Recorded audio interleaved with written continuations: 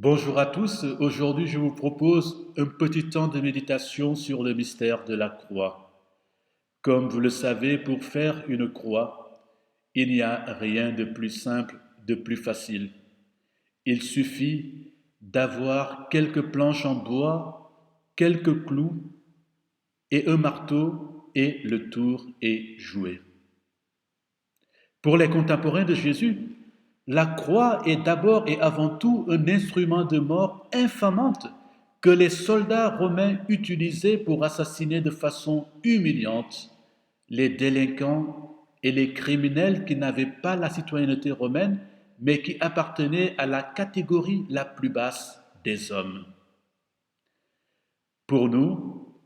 le bois de la croix où le Fils de Dieu a été crucifié est l'instrument de son total dépouillement. En s'étendant librement par amour sur le bois de la croix comme un vulgaire criminel, Jésus accomplit sa mission en nous donnant tout ce dont nous avons besoin pour notre salut. Il nous montre ainsi de manière concrète la vérité d'un amour sans limite, un amour donné sans condition pour la gloire de Dieu et le salut du monde. Chers amis, sur la croix, Jésus s'est offert un sacrifice d'oblation pour que nous n'ayons plus jamais à faire nous-mêmes des sacrifices. La croix sur laquelle Jésus se donne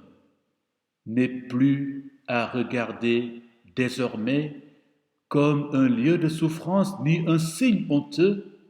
elle doit au contraire être contemplée comme un lieu de vie et de guérison, parce que ce n'est qu'en levant les yeux vers elle que nous pouvons voir avec les yeux de notre cœur le chemin, le signe de l'amour suprême et du don parfait. C'est vrai, il faut le reconnaître, que de nos jours, le paradoxe de la croix est difficilement compréhensible pour ceux qui ne partagent pas notre foi chrétienne. Mais l'essentiel est de prendre conscience que la foi nous donne chaque vendredi saint l'occasion de contempler dans le silence l'horreur du supplice de la croix pour y découvrir l'étonnante, c'est-à-dire la vie qui surgit de l'arbre qui donnait la mort, ce qui est, chers amis, une véritable transformation. La transformation de la mort en vie, de la croix comme instrument de supplice à la croix comme source de vie, s'opère par l'acte d'amour qui animait Jésus de Nazareth et son Père, alors même qu'il traversait les épreuves de la passion. En contemplant aujourd'hui la croix de notre Seigneur Jésus-Christ, nous devons voir toutes les épreuves et la pandémie du coronavirus que nous traversons comme autant d'occasions d'entrer davantage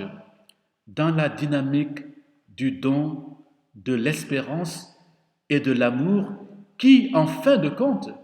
représente la dynamique propre à la vocation chrétienne, car,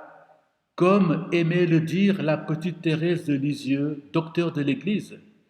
vivre d'amour, c'est gravir le calvaire et regarder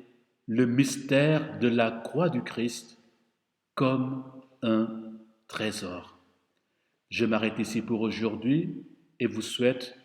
une belle et agréable journée en compagnie de notre Seigneur Jésus-Christ que nous accompagnons dans sa passion.